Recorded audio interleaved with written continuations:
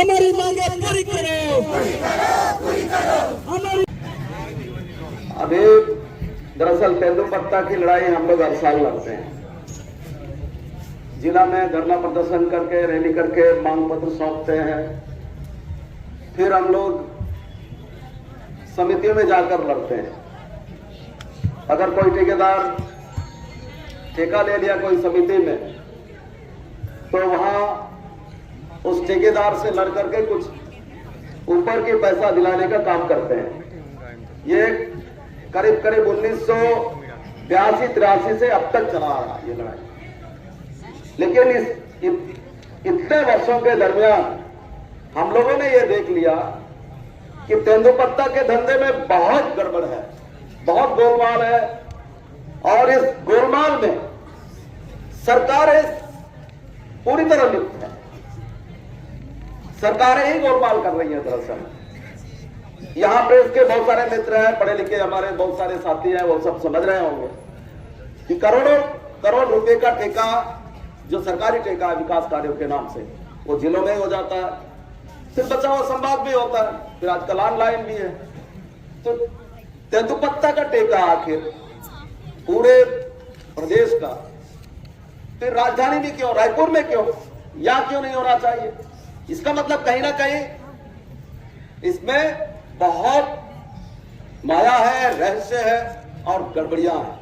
चाहे कोई भी सरकार रही, चाहे भाजपा की सरकार हो या कांग्रेस की सरकार हो, ये दोनों सरकारों के तरफ से आदिवासी जो संग्राहक हैं, तेंदुपत्ता तोड़ने वाले हैं, उनके साथ शोषण किया जा रहा है, ठगा जा रहा है, उनको बेवकूफ बनाया जा रहा है।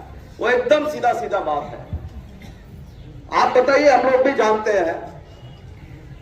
अब वहां क्या होता है पता नहीं रायपुर में, लेकिन यहां क्या होता है, यहां ठेकेदार आता है और सबको पैसा देता है, चाहे वो पुलिस से संबंधित आदमी, बड़े हो छोटे हो, और फॉरेस्ट डिपार्टमेंट वालों को तो सबको दे देता है, वो छोटे से कर्मचारी से लेकर ऊपर तक। फिर बचे कौन? नेता तो बहुत दूध के धुले नहीं है, वो तो मिले ही रहते हैं, वो तो लेते ही रहते हैं। बहुत सारे फिर ठेकेदारों से वसूलने वाले भी रहते हैं। ये सब होता रहता है, और ये सब किसकी कीमत पर? संग्राहकों की कीमत पर। तेंदुपत्ता तोड़ने वाले जो कड़ी धूप में मेहनत करते हैं, उनके कीमत पर, उनके खून पसीने की मेहनत की कीमत पर ये चल रहा है। और ऊपर जो ठेका हो रहा है, ये ठेका में बहुत ही गड़बड़ है, बहुत ही गड़बड़ है। अब आप बताओ, 2018 में भूपेश बघेल की सरकार आई, इन लोगों ने बताया कि हम 4 रुपया एक गड्डी का करेंगे, कर दिया। फिर क्या हुआ? अब तक वही रेट चला आ रहा और उसमें कोई बढ़ोतरी नहीं हुई। लेकिन 2018 के पहले इस जिले की जो वनोपज समितियां हैं, प्राथमिक वनोपज समितियां अलग अलग, जो 48 समितियां हैं, 48 समितियों का रेट आप देखोगे तो आपको खुद को फर्क महसूस होने लगेगा। एक थोड़ा सा जानकारी के लिए बता दूं, इस साल, अब पिछले 18 के बाद लगातार समितियों का टेंडर रेट घटा, लगातार घटा है। और इस साल तो हम लोग कोई पॉम्पलेट में जिक्र भी किए, सबसे ज्यादा रेट जाने वाला समिति है पालाचरण, 7 रुपए से थोड़ा जा रहा है, एक गड्डी का कीमत 7 रुपए जा रहा है, और बाकी तो सब 5 रुपया, 4 रुपया, 3 रुपया, 2 रुपया इस तरीके का है एक गड्डी का कीमत। इतने कम में टेंडर ठेकेदारों ने लिया, और वही हाल करीब पिछले साल का था। और 2017-18 में देखिए, एक आश्चर्य होता है, ये सब क्या हो क्या रहा है। 2017-18 मतलब 4 साल पहले जो तेंदुपत्ता का ठेका हुआ, वो बहुत गजब है। 17-18 किस्टाराम जो है वो सर्वाधिक ज्यादा रेट से गया। किस्टाराम आम है, एक गड्डी का कीमत 17 रुपया, करीब 18 रुपया एक गड्डी का कीमत गया नीलामे में, एक गड्डी का कीमत किस्टाराम। और किस्टाराम बी भी उतना ही 16 रुपया से ऊपर। और जो पिछले समय जो बहुत घपले वाला जो समिति है हेराबोर बी, ये भी कुंटा, ये भी 9 रुपया से ऊपर गया। दुपा टोटा 7 रुपया से ऊपर गया।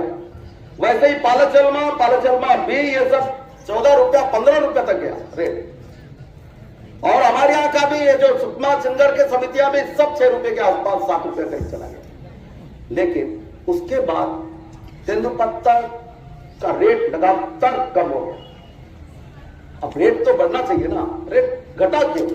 और इससे पहले करीब 12 या 13 का, मेरे को थोड़ा ठीक ठाक आइडिया नहीं है, गुल्लापल्ली समिति का पत्ता एक गड्डी का कीमत 21 रुपया में गया।